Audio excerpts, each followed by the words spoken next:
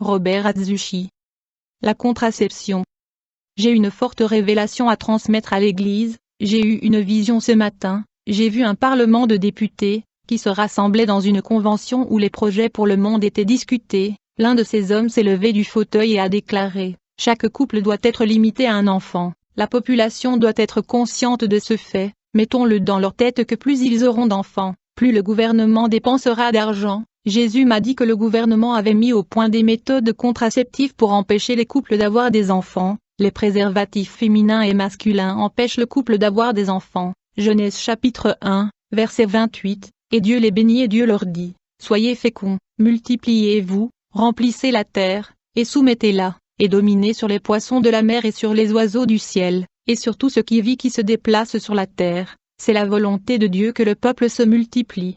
Cette méthode contraceptive qui empêche l'enfant de naître dans l'acte sexuel ne vient pas de Dieu. Le plan des dirigeants est de réduire la population de 20%. Ils veulent tuer 80% de la population mondiale. Le plan de Satan est diabolique et va à l'encontre de la Bible. Alors que Dieu veut que la population augmente, le gouvernement veut le diminuer. D'autres méthodes incluent l'avortement qui tue le fœtus dans l'utérus. Les femmes assassins n'hériteront du royaume de Dieu que si elles se repentent de ce péché. Les hommes qui subissent une vasectomie ne plaisent pas à Dieu et sont livrés à l'enfer. Dieu oublie tes moments d'ignorance. Maintenant que tu connais la gravité de ce péché, tu ne peux pas te repentir et demander pardon à Dieu, tu seras condamné. Si quelqu'un défie le temple de Dieu, c'est Dieu qui le détruira, car le temple de Dieu est saint. Vous êtes ce temple. Une femme ne peut pas liaturer ses trompes pour ne pas avoir d'enfant. C'est un péché. Genèse 9 verset 1. Et Dieu bénit Noé et ses fils, et leur dit: soyez féconds, multipliez et remplissez la terre. Dieu veut la multiplication et Satan veut une réduction.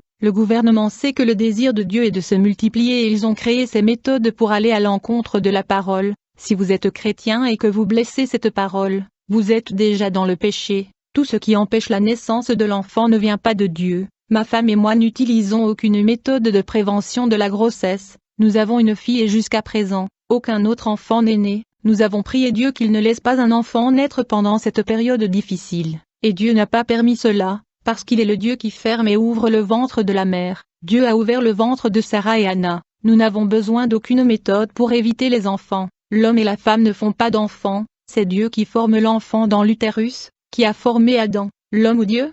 Qui a respiré l'esprit de vie en Adam?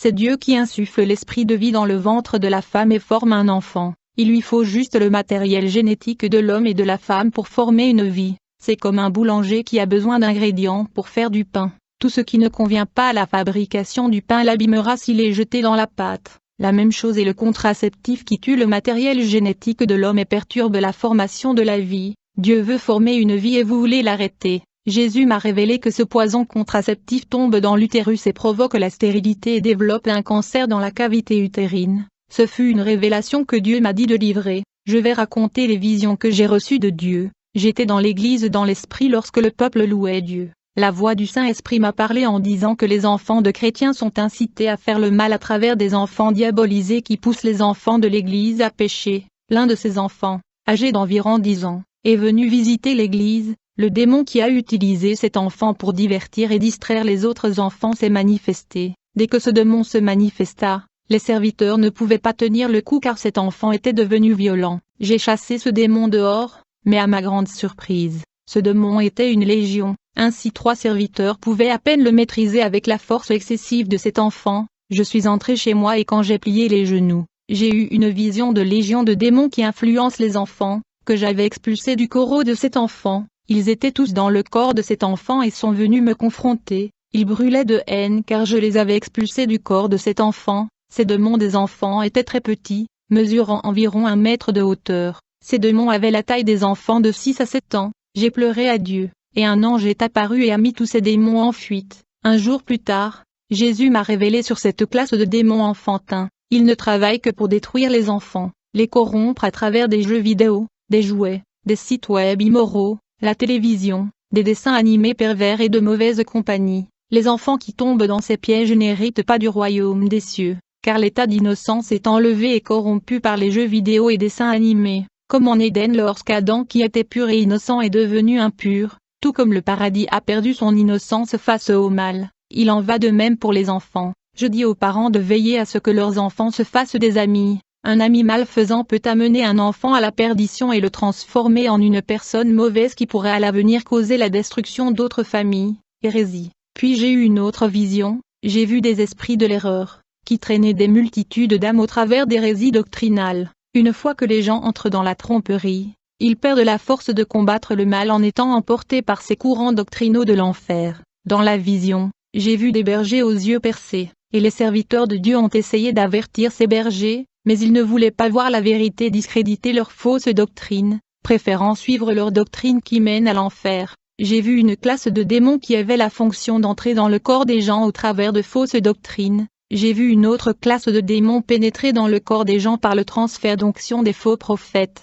Une autre classe entre dans le corps du peuple à cause du langage qui cause la division. Les chrétiens qui prennent part au commérage des moqueurs, bavardage et parlent de sujets qui ne plaisent pas à Dieu reçoivent également ces démons. Il y a des chrétiens qui pensent avoir été sauvés et pourtant ne se sont pas libérés. Ils sont contaminés par le péché et spirituellement morts. Ils ne sentent plus la présence du Saint-Esprit. Ils ont perdu leur amour pour Dieu et traitent le péché comme une chose normale et non comme une abomination. Fausse Église. Dans la vision, j'ai vu des démons dans une réunion en train de parler de sectes et de fausses églises. L'un d'eux a déclaré: nous nourrissons leurs âmes de nos enseignements. Nous avons de grandes religions qui travaillent en notre faveur. Nous pénétrons dans les églises par de fausses doctrines. Les bergers diffusent nos enseignements en empoisonnant le corps du Christ. Nous entrons très lentement dans les vraies églises sans qu'elles en aperçoivent. Des églises qui sont fermées aux choses du monde et interdisent tout mettent déjà nos paroles dans la bouche de beaucoup de personnes sans qu'elles sachent qu'elles prêchent déjà notre doctrine.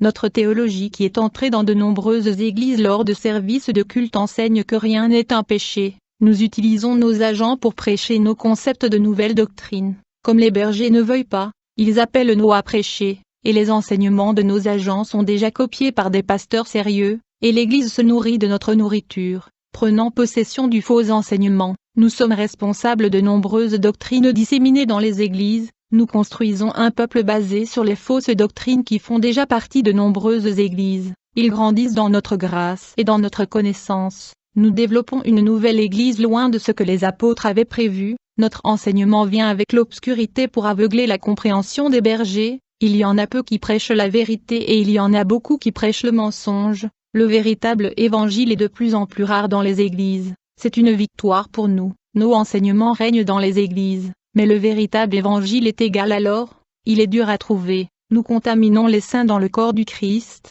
nous envahissons leur territoire et nous gagnons de plus en plus d'espace.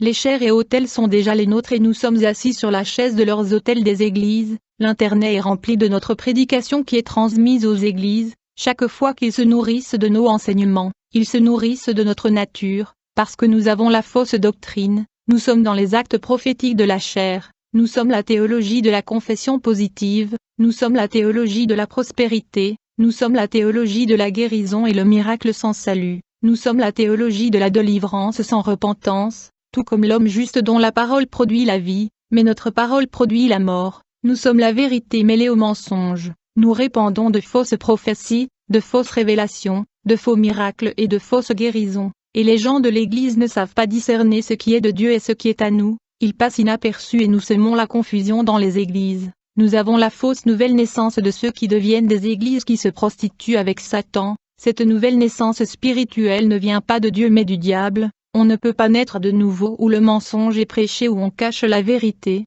Cette génération qui a le faux évangile a aussi produit une fausse nouvelle naissance qui vient des ténèbres. Satan a implanté ses embryons spirituels dans les églises pour donner naissance à des enfants dans la déception de la fausse doctrine. Vous pouvez être une bonne personne, un bon serviteur, une personne qui aime évangéliser, mais à cause de la fausse parole vous aurez des nouvelles naissances spirituelles diaboliques. Jésus m'a montré dans la vision de multitudes de faux disciples produits dans le monde à travers de faux docteurs. Les faux pasteurs ont formé des jeunes et les ont envoyés faire des cellules chez eux. Le nombre de ces disciples est effrayant, ils n'avaient aucune idée qu'ils avaient été instruits par les faux bergers. Ils ont été trompés et enseignés dans le faux évangile qu'ils ont propagé dans leur foyer. Ils organisent même des réunions chez eux. Mais je dis que vous ne gagnez pas une âme pour le royaume des cieux en enseignant un évangile libéral sans renonciation. Le genre de démon que j'ai vu dans la vision introduisait des fausses doctrines dans les églises, et avec le temps, il revenait pour voir à quel point l'église a été corrompue. et plusieurs églises ont déjà été contaminées. Ces démons ont pu installer le faux évangile au sein de ces églises. Ils ont besoin de la légalité pour entrer dans le système de l'église. Lorsque l'église accepte la doctrine des démons, il y aura prostitution spirituelle. À partir de cette prostitution, quiconque rejoindra une telle église portera le fruit de sa relation avec le monde. Ce seront des enfants de la prostitution de l'église avec le diable, naître d'une épouse prostituée qui a trahi Jésus en se détournant de sa doctrine pour suivre celle du malin. Jésus a dit: l'évangile de la vérité dans une église polluée est comme une goutte d'œil spirituel qui guérit de l'aveuglement un peuple trompé. J'ai eu une vision où j'ai vu les démons possédant les prédicateurs au sommet des pupitres. Ces démons deviennent de plus en plus audacieux chaque jour. Savez-vous pourquoi cela se passe ainsi? Parce que l'Église a perdu son discernement, et ne voit plus le mal qui a pris contrôle du Saint-Autel. Autrefois, l'autel était digne des serviteurs de Dieu. Aujourd'hui, ce n'est plus comme ça. Les démons travaillent dans l'esprit de nombreux pasteurs pour transformer la vérité en mensonge. J'avais une vision du diable tenant un livre évangélique à la main. Jésus a dit que la vérité mêlée au mensonge se trouvait dans ce livre et que personne ne le remarquait. Un mélange de deux types d'eau ne peut pas sortir d'une seule source. La lumière ne peut pas non plus être en communion avec les ténèbres. Comment la vérité peut-elle se mêler au mensonge? Pour ces diables tout est possible. Le bien et le mal sont en alliance. Ces démons sont intelligents. Ils savent qu'ils ne peuvent pas détruire la vérité et se débarrasser des églises. Je te dis aussi que tu es Pierre et que sur ce rocher je bâtirai mon église, et les portes de l'enfer ne prévaudront pas contre elle. Le plan de Satan n'est pas la guerre mais l'union en faisant alliance de l'Église avec le monde pour l'affaiblir, unir le mensonge avec la vérité pour détruire la saine doctrine. J'ai eu la vision d'un livre évangélique, et des serpents sont sortis de ce livre évangélique quand les gens l'ont ouvert. Ils ont été piqués et le venin des serpents a pénétré leur âme. C'est comme ça qu'une Église est contaminée par une fausse doctrine. Ces démons implantent ces graines dans le cœur des gens par de fausses prédications. Ces graines poussent dans leur cœur et deviennent des arbres stériles. À l'intérieur du livre, j'ai vu des serpents sortir, j'ai vu l'obscurité dans les lettres. Les démons qui sont sortis de ce livre sont des esprits trompeurs travaillant au sein de l'Église qui portent leurs enseignements. J'ai vu la capacité d'un démon à utiliser des signaux. J'ai eu la vision d'une Église qui vit en prière, mais ils ne vivent pas la parole et sont libéraux. J'ai vu un chrétien faire une prière pour défier les démons, et à l'intérieur de cette Église, j'ai vu une classe de démons avec des couvertures en forme de carapace de tortue. Leur corps était recouvert de cuir. Je n'ai jamais vu ces démons auparavant. Les prières de ces croyants qui sont dans le péché battent la carapace de ces démons et tombent au sol. Ces coquilles ont résisté aux prières de cette Église, et ces démons ont rigolé et ont dit que l'Église était déjà dominée. Des démons prédateurs. Cette classe de démons est allée dans une autre Église. Mais cette Église était sérieuse et les démons sont restés à l'extérieur car ils ne pouvaient pas entrer. Ils étudiaient cette Église pour la détruire. J'ai regardé comme ils ont regardé avec haine ce ministère. Jésus a dit que ce sont les démons prédateurs des chrétiens. Ils sont conçus pour abattre les grands hommes de Dieu et les mettre hors de circulation. Sans berger qui prêche la vérité, les brebis sont perdues et dispersées, ne sachant que faire. Ces démons se cachent et sont prêts à attaquer les brebis. Leur fonction est de détruire les serviteurs de Dieu. Ils deviennent plus forts avec le péché. Plus les serviteurs s'enfoncent profondément dans le péché, plus ces démons ont de pouvoir contre leur vie. Quand ils entrent dans la vie, ils dominent et conquièrent le territoire, imposant ainsi leur influence sur la vie des gens qui ne quittent pas leur péché. Ils manipulent des chrétiens rebelles et détruisent leur vie. Ils ont déjà capturé des millions d'âmes en les emmenant en enfer. Démons destructifs. J'ai eu une vision avec une autre classe de démons, mais ils sont féroces. Ils ressemblaient à des arbalètes. Ils ont des visages de crocodiles et des griffes de tigre et de venin de serpent. Ils sont actifs et quand ils se manifestent au sein de l'Église, ils cassent tout. Ils détestent tellement l'Église qu'ils prennent plaisir à détruire des chaises, des caisses d'harmonie et des instruments de musique. Ils aiment intimider et menacer les pasteurs. L'un de ces démons s'est manifesté dans une église où je rapportais mon témoignage. Il voulait perturber le service afin que les gens n'écoutent pas et ne se convertissent pas.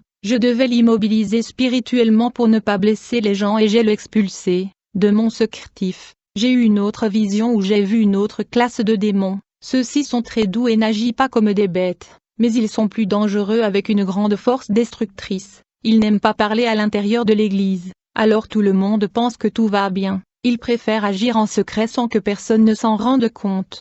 Ils n'aiment pas apparaître ou révéler leurs plans. Ils vont dans les églises et étudient comment faire tomber les bergers. La cible de ces démons sont les serviteurs les plus forts et plus spirituels. Étant donné que les charnels sont déjà tombés, ces démons luttent contre ceux qui sont spirituels. Une autre classe de démons que j'ai vue était assez forte. Ils avaient une couche visqueuse sur leur corps. Quand ils possédaient de corps, ils sont résistants. Ils ne quittent pas les corps des gens facilement à cause du péché. Le péché dans la vie des croyants nourrit ces démons, et ces démons n'aiment pas non plus se manifester. Et beaucoup de chrétiens sont possédés par ces démons. Le fait qu'ils ne se manifestent pas chez les croyants ne signifie pas qu'ils ne sont pas là. Vous qui m'entendez peut être possédé par l'un de ces démons et ne pas le savoir car ils ne se manifestent pas. Si vous vous repentez avec honnêteté et vivez une vie de prière, il sort de votre vie. Ces démons ressemblent à l'élastique collant car ils n'aiment pas quitter leur demeure. L'une de ces démons s'était manifestée dans mon ministère et il ne voulait pas quitter la vie d'un ancien qui me rendait visite. J'ai expulsé ce démon qui s'était battu pour ne pas partir,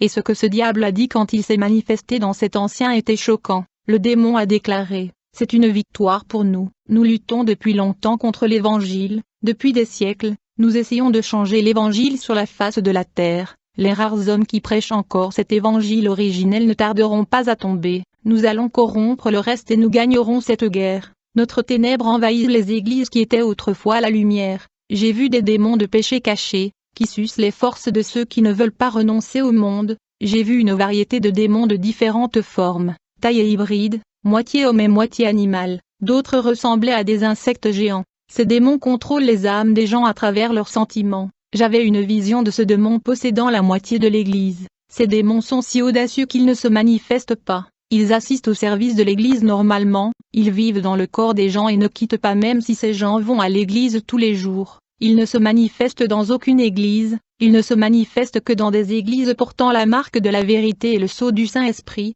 Ces démons se manifestent seulement avec la présence de Jésus, à travers l'onction émanant de Jésus, dans une église sainte caractérisée par la prière. De tels démons ne peuvent pas résister et se cacher et doivent partir. Toutes les églises n'ont pas l'autorité de Dieu pour expulser cette classe de démons. Il y a peu d'églises qui vivent la vérité, c'est pourquoi ces signes ne se produisent pas. Ces jours-ci, nous sommes témoins d'une variété d'églises faibles sans aucune onction pour chasser les démons. Des églises qui ne se sanctifient pas, peuvent-ils chasser les démons?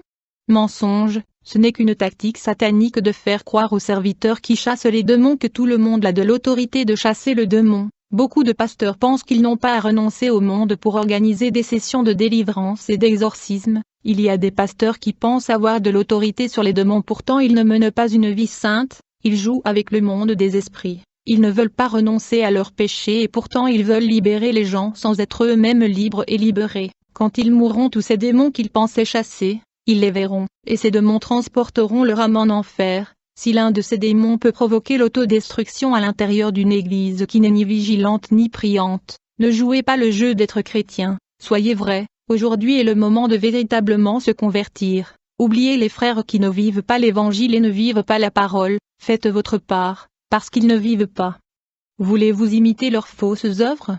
Soyez la lumière de votre église et faites une différence, car beaucoup seront libérés au cours de votre vie. Acceptez toutes les preuves sans vous plaindre et franchissez les obstacles. Il n'y a pas de légion pour arrêter son travail, pour lutter contre les forces du mal, pour dénoncer le mensonge parmi les gens avec la parole. Les pasteurs nourrissent les gens avec la vérité. Aucune âme ne veut aller en enfer et tout le monde veut être sauvé. Les pasteurs ne copient pas les faux enseignements des loups dévorants. Ouvrez vos oreilles spirituelles pour entendre ce que l'Esprit dit à l'Église. L'évangile de la vérité construit un esprit spirituel, l'esprit du Christ, et prépare même le troupeau contre le faux évangile. La vérité nettoie le troupeau de péché pour les préparer à l'effusion du Saint-Esprit, donner aux gens une onction céleste, renforcer le troupeau et se préparer en tant que soldats de guerre. L'évangile de la vérité guérit les plaies de l'âme, se nettoyant à l'intérieur et à l'extérieur.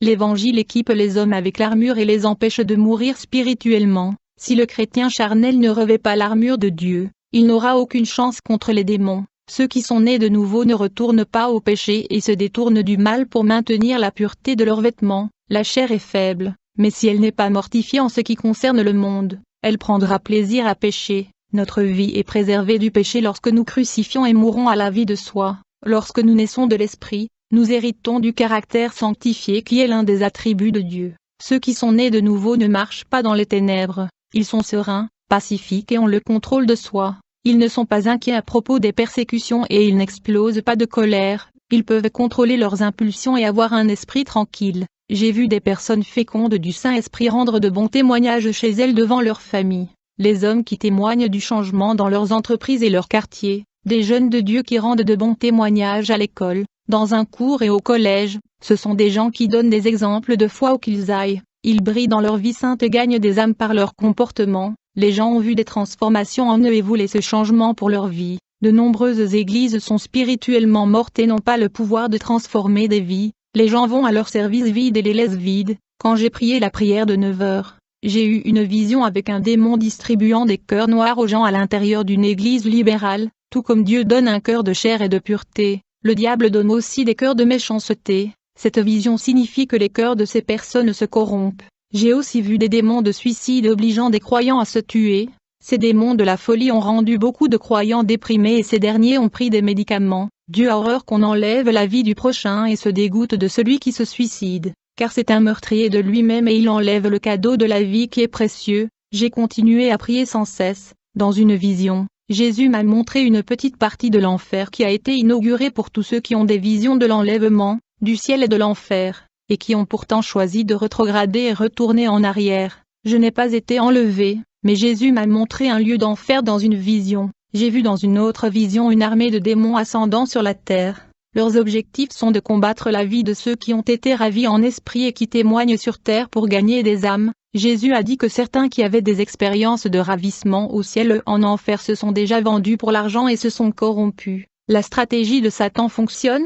J'ai un avertissement de Dieu à ceux qui ont été ravis en esprit: s'il dévit de l'épée de Jéhovah descendra. Une fois que Jésus vous a révélé les mystères du monde spirituel, vous ne serez plus considérés comme innocents. Plus on vous en donne, plus on vous le demande. La place de l'enfer réservée à ceux qui ont vécu des expériences d'extase est prête à accueillir ces nouveaux résidents. Seuls les soldats du ciel qui n'abandonnent pas leur salut gagneront la guerre. J'ai eu une vision des démons jetant des fléchettes dans l'esprit de nombreux chrétiens. Les mois plus tard, j'ai été persécuté par ces démons. Ils se sont soulevés contre moi lorsque je me suis battu pour les âmes en Afrique, mais ils m'ont poursuivi jusqu'en Europe. Ma femme va raconter comment un démon a pu la confondre. Robert a voyagé en Afrique, est arrivé malade et avait la fièvre jaune. Il ne pouvait pas aller à l'église car il était malade et se reposait au lit. Je rêvais de lui marchant dans le champ vert avec Jésus et quelque chose a dit qu'il mourrait. Je ne lui ai pas dit, parce que je ne voulais pas le contrarier, mais c'est Satan qui l'a mis dans mon cœur pour ne pas mentionner le rêve, jusqu'à ce que j'aie le courage et les larmes aux yeux. Je lui ai parlé du rêve. Robert a dit, Satan a lancé une fléchette de rêve dans ton esprit. Je ne mourrai pas. Il avait raison. J'étais tellement inquiet pour lui que j'ai oublié de prier et le diable a eu accès à mon esprit. Lorsqu'un navire de la famille est faible, le diable trouve une fissure et crée des problèmes. Ma famille est établie en Christ à partir de mon père jusqu'à moi. Cela n'a pas été le cas pour mes arrière-grands-parents perturbés et qui se sont suicidés. Mon arrière-grand-père Hideki Atsushi s'est pendu. Il a suivi la religion Shinto. Mon arrière-grand-mère Sayuri Atsushi ne pouvait pas supporter d'être sans son mari. Hideki a pris plusieurs médicaments pour se tuer. Elle a suivi la religion bouddhiste. Ma grand-mère Yumi Atsushi a quitté le Japon pour s'installer aux États-Unis et a conquis l'âme de son mari, Takashi Atsushi, mon grand-père. Ils ont élevé mon père Kanzo Atsushi à l'église. La famille Atsushi a commencé à craindre Dieu. Mais c'est grâce à mon père que la vie de famille a changé. Mes grands-parents ne se sont pas efforcés d'être aussi complets que mon père. Pour préparer une église, le temps de la sanctification nécessite beaucoup de travail et une vie de profondeur avec Dieu. Ils ont revêtu l'armure de Dieu, de peur qu'ils ne soient souillés avec les flèches du péché, les démons défilant les églises. Jésus m'a dit, le diable ne prend pas la peine de sortir le croyant de l'église, mais introduit le péché dans l'église pour tout souiller. Beaucoup ont perdu le respect de ce qui est saint. Ils ont souillé la maison de prière avec des adorations simulées et je ne reçois pas leurs sacrifices impurs qu'ils amènent à l'autel, je n'entends pas leurs prières. Psaume 66 2.18 Si je considère l'iniquité dans mon cœur, le Seigneur ne m'entendra pas. Les âmes qui vont les visiter, elles ne gagnent pas les âmes impies qui pénètrent dans leurs églises. Ces âmes qui visitent ces églises sont déçues par le manque d'amour et ne reviennent plus pour rendre visite. Ceux qui disent que je suis un chrétien sont mal avisés. Ils se trompent en croyant que les défunts sont ceux qui quittent les églises. Dans l'église où je suis pasteur, nous faisons un travail pour fournir des services spirituels. Les gens qui nous rendent visite pleurent sous conviction lors de la prédication deviennent des âmes affamées et assoiffées de Dieu. Ils sont rassasiés et leur esprit est renforcé. Le Saint-Esprit a visité les personnes vides, opprimées et déprimées qui viennent à l'église. Ils ont rendu leur vie, le Saint-Esprit a traité leurs âmes, rempli leur vide et renouvelé ses vies. Mon ministère dépend du Saint-Esprit, nous ne vivons pas un jour de culte sans lui. Quelqu'un a amené un chrétien en fauteuil roulant et Dieu m'a révélé qu'il allait être missionnaire. Je me suis plié le genou et j'ai dit, Seigneur, comment va-t-il faire la mission s'il est en fauteuil roulant? Jésus a dit, mets tes mains sur sa tête et dis une prière, je le releverai pour ma gloire et tout le monde saura que je suis le Dieu de cet endroit. J'ai fait comme Dieu me l'a dit et cet homme s'est levé du fauteuil roulant, et beaucoup d'âmes se sont converties cette nuit-là et l'Église ne s'est pas arrêtée à glorifier Dieu. Dieu a fait un grand travail pour ce paralytique, et il l'a relevé du fauteuil roulant pour faire la mission. La barrière qui empêchait cet homme de faire le travail était sa paralysie, mais Dieu l'a supprimée, et aujourd'hui, beaucoup ont les jambes en bonne santé et ne veulent pas aller à l'église. Ils sont assis les bras croisés, observant le péché et voyant que beaucoup vont en enfer. Et après que cet homme paralysé ait marché, j'ai eu une vision avec un ange qui m'est apparu. Il est venu et a touché ma main et il a pris feu. L'ange a dit,